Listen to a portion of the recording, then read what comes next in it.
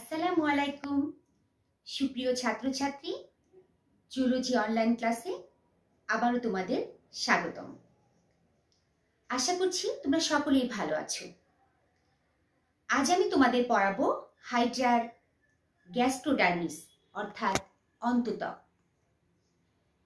আগে আমি তোমাদের এপিডার্মিসের কোষসমূহ পড়িয়ে দিয়েছি।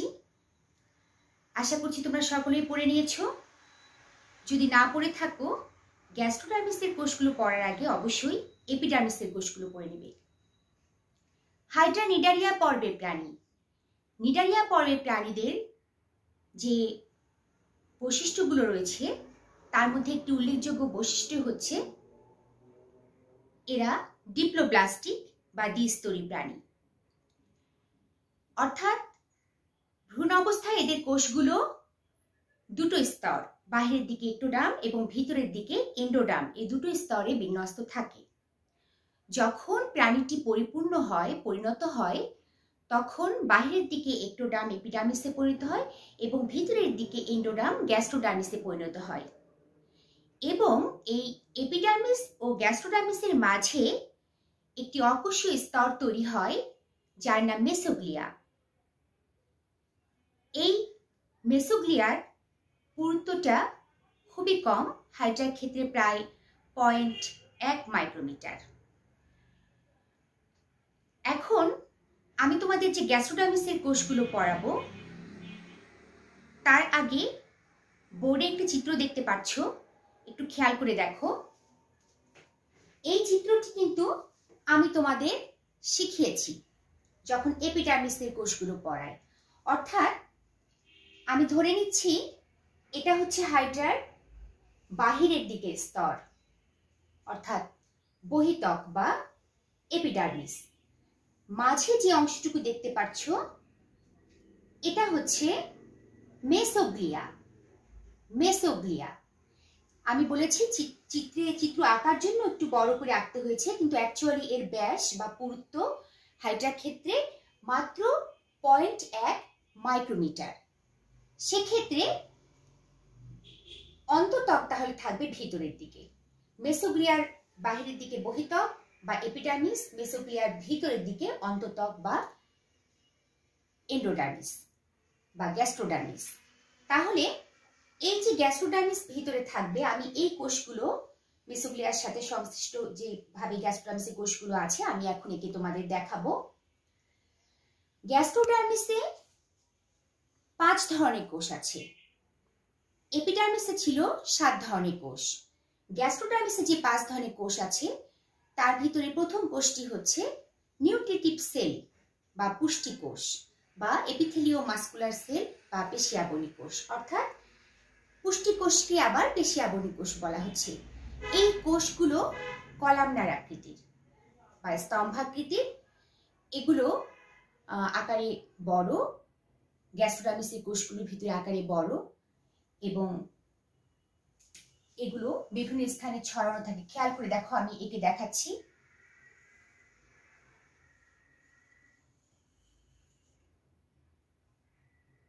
হয়তো এখানে একটি আছে, ধরে নাও যে এখানে একটি আছে।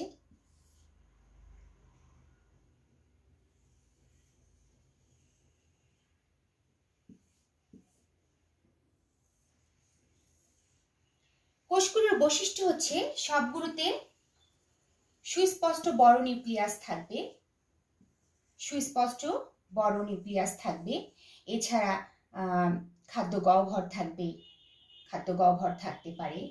বিশেষ করে এই আকৃতির কোষগুলোর ভিতরে গহ্বর থাকবে, খাদ্য গহ্বর ঠিক না, গহ্বর থাকবে। আচ্ছা, এখন একটু খেয়াল করো, এই পুষ্টিপেশী কোষগুলোকে দেখলে স্পষ্টভাবে দুটো আকৃতি আমরা দেখতে পাচ্ছি, 2 ধরনের। খেয়াল করো, এখানে কিন্তু ক্ষণপদ আকৃতিতে এখানে ক্ষণপদ তৈরি হয়েছে, কিন্তু এখানে আবার ফ্লাজেলা চাবুকের মতো অংশ বেরিয়ে আছে। এই যে দুটো চাবুকের মতো অংশ, এখানে একটি, এখানে তোমার আবার ক্ষণপদ। পুষ্টিপেশী কোষগুলোতে অ্যাকচুয়ালি এই কোষগুলো ভিতরে 2 ধরনের আকার দেখা যায়, অর্থাৎ এরা 2 প্রকার। সেটি হচ্ছে ফ্লাজেলা যুক্ত বা ফ্লাজেলেটেড এবং আরেকটি হচ্ছে ক্ষণপথযুক্ত বা অ্যামিবয়েড। এই যেখানে ক্ষণপথযুক্ত দেখতে পাচ্ছ, এখানে ফ্লাজেলাযুক্ত দেখতে পাচ্ছ। এই পুষ্টিপেশী কোষগুলো দুভাবে কাজ করে থাকে, দু ধরনের আকৃতি দুভাবে কাজ করে থাকে। অর্থাৎ যারা অ্যামিবয়েড তারা একরকম ভাবে কাজ করছে, যারা ফ্লাজেলাযুক্ত তারা আরেক রকম ভাবে কাজ করছে। ফ্লাজেলাযুক্ত যে পুষ্টিপেশী কোষগুলো, এগুলোর যে ফ্লাজেলা রয়েছে এরা কিন্তু আন্দোলিত হয় এবং তোমরা প্রথম দিন আমি বলেছিলাম যে স্ট্রাকচারে প্রথম ক্লাসে হাইড্রা যে এর ভিতরে দেহ গহ্বরের দেহ প্রাচীর, এটা হচ্ছে হাইড্রার পুরো দেহ আবরণটা, পুরো এপিডার্মিস, মাঝে মেসোগ্লিয়া, তারপর গ্যাস্ট্রোডার্মিস, তাহলে এটা হচ্ছে দেহ প্রাচীর বা দেহ আবরণী বলা হচ্ছে। এটা কিন্তু কোষ প্রাচীরের সঙ্গে মিলিয়ে ফেলো না, কোষ প্রাচীর তো উদ্ভিদের কোষ প্রাচীর থাকে, সেটা আলাদা, এটা দেহ প্রাচীরের কথা বলছি। আচ্ছা, দেহ আবরণী পুরুত্ব, এই পুরুত্ব কিন্তু ম্যাক্সিমামটাই তোমার হচ্ছে আসলে 2/3 পুরো ত্বকের এই গ্যাস্ট্রোডার্মিসটাই দখল করে থাকে। তো তাহলে এটা যদি হাইড্রার দেহ প্রাচীর হয়, তাহলে এখানে কি আছে? এখানে আছে সিলেন্ট্রিয়ন বা গ্যাস্ট্রোভাস্কুলার গহ্বর। অর্থাৎ নিডারিয়া পর্বের প্রাণীদের শরীরের ভিতরে সিলেন্ট্রিয়ন বা গ্যাস্ট্রোভাস্কুলার গহ্বর থেকে যা একই সঙ্গে পরিপাকের কাজ করে এবং সংবহনের কাজ করে থাকে। তাহলে এটা হচ্ছে সিলেন্টেরন, অর্থাৎ এই আবরণটা হাইড্রার চারপাশে, দেহের চারপাশ ঘিরে রেখেছে, মাঝে আছে ফাঁকা গহ্বর, দেহ গহ্বর, এটাই হচ্ছে সিলেন্টেরন বা গ্যাস্ট্রোভাস্কুলার গহ্বর। আচ্ছা, উপরের দিকে যদি হাইড্রার মুখ ছিদ্র থাকে, নিচে পদতল আছে, তাহলে মুখ ছিদ্র দিয়ে হাইড্রার মুখ ছিদ্র দিয়ে যখন পানি প্রবেশ করে, খাদ্য প্রবেশ করে, তো এই পানি বা খাদ্য যখন প্রবেশ করে তখন দেখা যায় যে এই ফ্লাজেলাগুলো, চারদিকে যে ফ্লাজেলাযুক্ত, এই ফ্লাজেলার সংখ্যা সাধারণত পুষ্টিপেশী কোষে 1 থেকে 4টি হয়ে থাকে। ফ্লাজেলাগুলো আন্দোলিত হয়, জোরে জোরে আন্দোলিত হতে থাকে এবং এই আন্দোলিত হওয়ার কারণে বড় খাদ্য কণাগুলো এভাবে আন্দোলিত হয়ে ফ্লাজেলার ধাক্কায় চূর্ণ বিচূর্ণ হয়ে ক্ষুদ্র ক্ষুদ্র খাদ্য কণায় পরিণত হয় এবং এই ফ্লাজেলা আন্দোলনের ফলে এক ধরনের পানির ঘূর্ণন তৈরি হয় এই সিলেন্ট্রনের ভিতরে। ফলে সেই ক্ষুদ্র ক্ষুদ্র খাদ্য কণাগুলো পানির ঘূর্ণনের মাধ্যমে যখন কাছাকাছি এই অ্যামিবয়েড বা ক্ষণপথযুক্ত পুষ্টিপেশী কোষগুলোর কাছাকাছি চলে আসে, খাদ্য কণাটা মনে করো কাছাকাছি চলে এসেছে, তখন দেখা যায় যে খাদ্যকণ এই ক্ষণপথ দ্বারা ব্যবহার করে সে ভিতরে নিয়ে নেয় খাদ্যটাকে, তখন ক্ষণপথ দিয়ে ঘিরে ভিতরে নিয়ে নেয় এবং খাদ্য গহ্বরের ভিতরে নিয়ে যেয়ে তখন খাদ্যকে পরিপাক করে ফেলে। এটি হচ্ছে হাইড্রার অন্তঃকোষীয় পরিপাক। নিডারিয়া পর্বের প্রাণীদের আরেকটি উল্লেখযোগ্য বৈশিষ্ট্য হচ্ছে এদের একই সঙ্গে অন্তঃকোষীয় এবং বহিঃকোষীয় দু ধরনের পরিপাক দেখা যায়। এটি হচ্ছে অন্তঃকোষীয় পরিপাক। হাইড্রার ক্ষেত্রে এভাবেই অন্তঃকোষীয় পরিপাকে এই অ্যামিবয়েড কোষগুলো অর্থাৎ ক্ষণপথযুক্ত পুষ্টিপেশী কোষগুলো সাহায্য করছে। আচ্ছা, আবার দেখো এখানে এই ঘূর্ণনের ফলে দেখা যাচ্ছে যে বলেছি ক্ষুদ্র ক্ষুদ্র খাদ্য কণাগুলো আরো ক্ষুদ্র ক্ষুদ্র কণায় পরিণত হয়ে সিলেন্ট্রনে পানির ঘূর্ণনে ঘুরতে থাকে, কাছাকাছি আসলে এরা গ্রহণ করছে। কিন্তু সব খাদ্যই যে তোমার পুষ্টিপেশী কোষ, অ্যামিবয়েড বা ক্ষণপথযুক্ত পুষ্টিপেশী কোষ গ্রহণ করে হজম করে ফেলবে তা কিন্তু না। কিছু খাদ্য কণা তো ঘুরতে থাকে এর ভিতরে, সিলেন্ট্রনের ভিতরে, এবং কিছু খাদ্য সিলেন্ট্রনের ভিতরেই পরিপাক হয়। ওই যে বলেছি বহিঃকোষীয় পরিপাক এবং অন্তঃকোষীয় দু ধরনের পরিপাক নিডারিয়া পর্বে ঘটে থাকে, হাইড্রার ক্ষেত্রেও তাই। সেক্ষেত্রে এই গহ্বরের ভিতরে সিলেন্ট্রন বা গ্যাস্ট্রোভাস্কুলার গহ্বরের ভিতরে যে পরিপাকটা ঘটছে সেটি হচ্ছে বহিঃকোষীয় পরিপাক, কোষের বাহিরে পরিপাক। আমাদের যেমন বহিঃকোষীয় পরিপাক ঘটে মানুষের ক্ষেত্রে, আমাদের কিন্তু অন্তঃকোষীয় পরিপাক নেই। আমাদের পরিপাকটা কোথায় ঘটে? ডাইজেস্টিভ সিস্টেম বা পরিপাকতন্ত্রে ঘটে। ঠিক সেরকম এদের বহিঃকোষীয় পরিপাক গ্যাস্ট্রোভাস্কুলার গহ্বর বা সিলেন্ট্রনে ঘটে। এই পরিপাক ঘটার জন্য আরেকটি অন্তঃত্বকের অর্থাৎ গ্যাস্ট্রোডার্মিসের আরেক ধরনের কোষ সাহায্য করে থাকে, সেটি হচ্ছে, খেয়াল করো এভাবে হয়তো এখানে অবস্থান করছে, এভাবে, আচ্ছা এটা একটু বড় হয়ে গেল, আর একটু ছোট করে দেই, এভাবে অবস্থান করছে। গ্রন্থি কোষ, এটাও তোমার লম্বাটে হয়ে থাকে, বেশ মজবুত দেখায়। এদের সাইটোপ্লাজম অবশ্যই নিঃসারী দানা সমৃদ্ধ থাকে, বড় আকৃতির নিউক্লিয়াস থাকে। গ্রন্থি কোষ, এখানে ধরো এখানেও আছে গ্রন্থি কোষ, এখানেও হয়তো গ্রন্থি কোষ আছে। এইরকম নিঃসারী দানা সমৃদ্ধ এবং বড় নিউক্লিয়াস রয়েছে গ্রন্থিকোষ। আচ্ছা, এই যে গ্রন্থিকোষ রয়েছে, এই গ্রন্থিকোষগুলোর থেকে কিন্তু নিঃসরণ ঘটে। অন্তঃকোষীয় পরিপাক ঘটার জন্য এই সমস্ত গ্রন্থিকোষ থেকে এনজাইম নিঃসৃত হয় এবং এনজাইম নিঃসৃত হওয়ার ফলে সেই এনজাইম গ্যাস্ট্রোভাস্কুলার গহ্বরের ভিতরে যে খাদ্যকণাগুলো রয়েছে সেগুলোর উপর রাসায়নিক প্রভাব বিস্তার করে সেগুলোকে হজম করে ফেলে। তাহলে আমরা দু ধরনের কোষ পেলাম, একটি হচ্ছে পুষ্টিপেশী কোষ আর একটি হচ্ছে গ্রন্থিকোষ। আচ্ছা, এছাড়া মনে করো সংবেদী কোষ আছে। হ্যাঁ, এখানে একটু খেয়াল করো, সংবেদী কোষ, এদের আরেকটি উল্লেখযোগ্য কোষ হচ্ছে সংবেদী কোষ। সংবেদী কোষেও তোমার সুস্পষ্ট নিউক্লিয়াস রয়েছে, সংবেদী রোম বের হয় যেটা মুক্ত প্রান্তে অর্থাৎ সিলিন্ড্রনের ভিতরে থাকে। আবার এখান থেকেও তোমার সংবেদী তন্তু বের হয়, যে তন্তু পরবর্তীতে স্নায়ু কোষের সঙ্গে হয়তো সংযুক্ত হয়ে যায়। আচ্ছা, এবারে খেয়াল করে দেখো যে এই যে তোমার পুষ্টিপেশী কোষ, এগুলো থেকেও কিন্তু এক ধরনের পুষ্টিপেশী কোষের সংযুক্ত প্রান্ত থেকেও কিন্তু অনেক সময় দেখা যায় যে প্রবর্ধিত তন্তুর মতো বেরিয়েছে। এগুলো কিন্তু মেসোগ্লিয়ার সংশ্লিষ্ট হয়ে অবস্থান করে। এগুলো কিন্তু মায়োফাইব্রিল নামে উপাদান যুক্ত হওয়ায় এই পুষ্টিপেশী কোষগুলোও কিন্তু সংকোচন প্রসারণে দেহকে সাহায্য করে, যে কারণে এগুলোকে পুষ্টি কোষের পাশাপাশি পেশী কোষও বলা হচ্ছে। আচ্ছা, আবার খেয়াল করে দেখো, এই সংবেদী কোষ যেমন আমি বলেছি যে সংবেদী তন্তু বেরিয়ে স্নায়ু কোষের সঙ্গে যুক্ত হয়ে যায়। আচ্ছা, আমি এখানে এই স্নায়ু কোষগুলো, এই যে দেখছো বহিতক বা এপিডার্মিসের স্নায়ু কোষগুলো যেভাবে অবস্থান মেসোগ্লিয়া সংশ্লিষ্ট হয়ে, দেখা যায় যে এখানেও স্নায়ু কোষগুলো মেসোগ্লিয়া সংশ্লিষ্ট হয়ে অবস্থান করে। অর্থাৎ এই স্নায়ু কোষগুলো হয়তো তৈরি হয়ে বেরিয়েছে, এটা হচ্ছে এই স্নায়ু কোষগুলো হচ্ছে অন্তত্বকের, আর এই কালো রঙের যেগুলো চিহ্নিত করেছি এগুলো বহিতকের। এভাবে স্নায়ু কোষগুলো কিন্তু অবস্থান করে। এরা অনিয়ত আকারে হয় বা বহুভুজাকার হতে পারে। আচ্ছা, আর এই তন্তুগুলো স্নায়ু কোষ থেকে যে স্নায়ু তন্তুর মতো অংশ বেরিয়েছে, এরা একত্রিত হয়ে এই সংবেদী তন্তুর সাথে বা পুষ্টিপেশী কোষ থেকে যে তন্তুর মতো অংশগুলো বেরিয়েছে এগুলোর সঙ্গে স্নায়ু জালক গঠন করে থাকে। আচ্ছা, এখন কাজ, এই যে সংবেদী কোষ, এরা সংখ্যায় অনেক হতে পারে, আমি এখানে ছোট করে চিত্র এঁকেছি। সংবেদী কোষের কাজটা কি?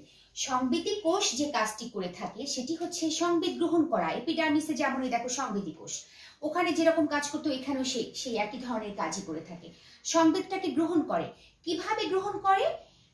যখন মুখছিদ্র যদি এদিকে থাকে, মুখছিদ্র দিয়ে খাদ্য প্রবেশ করে এই সিলিন্টেরন বা গ্যাস্ট্রোভাস্কুলার গহ্বরে, তখন এই সংবেদী কোষ সেই পানি অথবা খাদ্য, এই পানি এবং খাদ্যের যে জৈব রাসায়নিক সংবেদ বা অনুভূতি সেটাকে গ্রহণ করে এবং পানি এবং খাদ্যের রাসায়নিক গুণাগুণ যাচাই করে সেই তথ্যটাকে স্নায়ুকোষে কিন্তু প্রেরণ করে, স্নায়ুকোষে দিয়ে দেয়। স্নায়ুকোষ সেই তথ্যগুলোকে যাচাই বাছাই করে প্রতিক্রিয়া ব্যক্ত করে।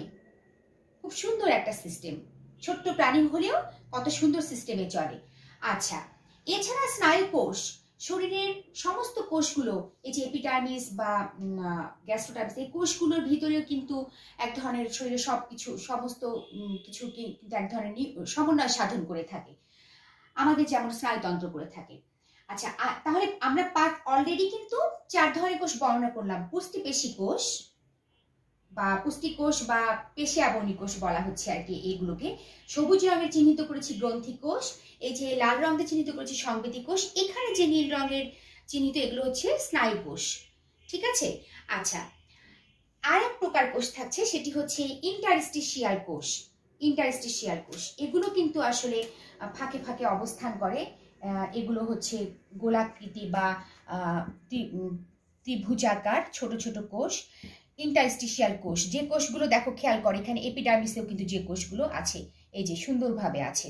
আচ্ছা, এগুলো ফাঁকে ফাঁকে অবস্থান করে, এখানেও হয়তো আছে, এগুলো ইন্টারস্টিশিয়াল কোষ। আচ্ছা, এই কোষ সম্পর্কে তোমরা কিন্তু জানো, এই কোষগুলো কি কাজ করে থাকে, এপিডার্মিস পড়ে থাকলে তোমরা নিশ্চয়ই জানো। সেগুলো হচ্ছে গুচ্ছ আকারে সাধারণত থাকে, গুচ্ছ আকারে থাকে। এখানে আরো কিছু গুচ্ছ আছে, ছবির কারণে এরকম দেখাচ্ছে, গুচ্ছ আকারে অবস্থান করে। কিন্তু এপিডার্মিসের তুলনায় গ্যাস্ট্রোডার্মিসে ইন্টারস্টিশিয়াল কোষের সংখ্যাটা কিন্তু একটু কম থাকে তুলনামূলকভাবে। এই কোষের কাজ হচ্ছে এরা প্রয়োজনে যখন প্রয়োজন হয়, প্রয়োজনে অন্য যে কোনো প্রকার কোষে পরিণত হতে পারে। অর্থাৎ ইন্টারস্টিশিয়াল কোষ প্রয়োজন হলে তোমার সংবেদী কোষ, স্নায়ু কোষ, গ্রন্থি কোষ এরকম অন্য যে কোনো প্রকার কোষে পরিণত হতে পারে। ঠিক এপিডার্মিসে যে কাজটি করতো, যে ইন্টারস্টিশিয়াল কোষ অন্য যে কোনো প্রকার কোষে পরিণত হতে পারে। আর এপিডার্মিসের ক্ষেত্রে তো বলেছি, এই ইন্টারস্টিশিয়াল কোষগুলোর কারণেই কিন্তু হাইড্রার পুনরুৎপাদন ক্ষমতা রয়েছে। তাহলে 5 প্রকার কোষ আমি কিন্তু বর্ণনা করলাম। খুব সংক্ষেপে আরেকবার বলে নিই। পুষ্টিপেশী কোষ বা পুষ্টি কোষ, নিউট্রিটিভ সেল বা পেশি আবরণী কোষ, এপিথেলিও মাস্কুলার সেল হিসেবে এগুলো পরিচিত। এরা 2 ধরনের হতে পারে, ঘনপথযুক্ত এবং ফ্ল্যাজেলাযুক্ত।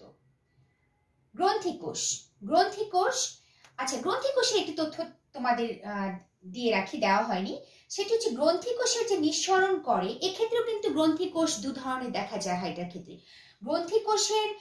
কিছু গ্রন্থি কোষ আছে যারা মিউকাস নিঃসরণ করে, আর কিছু গ্রন্থি কোষ আছে যারা এনজাইম নিঃসরণ করে। তো এখানে এই ক্ষেত্রে যে গ্রন্থি কোষগুলো সিলিন্ডারের ভিতরে যে নিঃসরণটা ঘটায় সেটা কিন্তু এনজাইম, তারা খাদ্যকে পরিপাক করে। কিন্তু মুখছিদ্র, উপরে যদি মুখছিদ্র থেকে থাকে তাহলে মুখছিদ্রতে বা মুখছিদ্রের চারপাশে হাইপোস্টোমে যে গ্রন্থি কোষগুলো থাকে এগুলো কিন্তু, অথবা পদতলে যে গ্রন্থি কোষ, এগুলো কিন্তু সাধারণত মিউকাস নিঃসরণ করে থাকে। মিউকাস, মুখছিদ্রের চারপাশে যে গ্রন্থি কোষ থাকে মুখছিদ্র এবং মুখছিদ্রের যে হাইপোস্টোমে, তারা আসলে মিউকাস নিঃসরণ করে খাদ্যবস্তুকে পিচ্ছিল করে ফেলে, যাতে সহজে খাদ্যবস্তু গলাধকরণ করতে পারে হাইড্রা। আরেকটা তথ্য দিয়ে রাখি, গ্রন্থি কোষের সংখ্যার যে সব জায়গায় শরীরে পাওয়া যাবে তা কিন্তু নয়। এটা আমি এপিডার্মিসের ক্ষেত্রেও বলেছিলাম। এটা হাইপোস্টোমে, মুখছিদ্রের চারপাশে পাওয়া যায়, পদতলে অল্পই পাওয়া যায়। মূল দেহকাণ্ড তুমি পাবে, কিন্তু কোষিকাতে কিন্তু অনুপস্থিত, গ্রন্থি কোষকে পাবে না। আচ্ছা, আর কি বলেছি, সংবেদী কোষ, এরা সংবেদ গ্রহণ করতে সাহায্য করে। তারপরে স্নায়ু কোষ সংবেদ গ্রহণ করার পরে সেই অনুযায়ী প্রতিক্রিয়া ব্যক্ত করে। আর কি বলেছি, ইন্টারস্টিশিয়াল কোষ প্রয়োজনে তারা অন্য যে কোনো প্রকার কোষে রূপান্তরিত হতে পারে। এই হচ্ছে আমাদের গ্যাস্ট্রোডার্মিস বা হাইড্রার অন্ততক।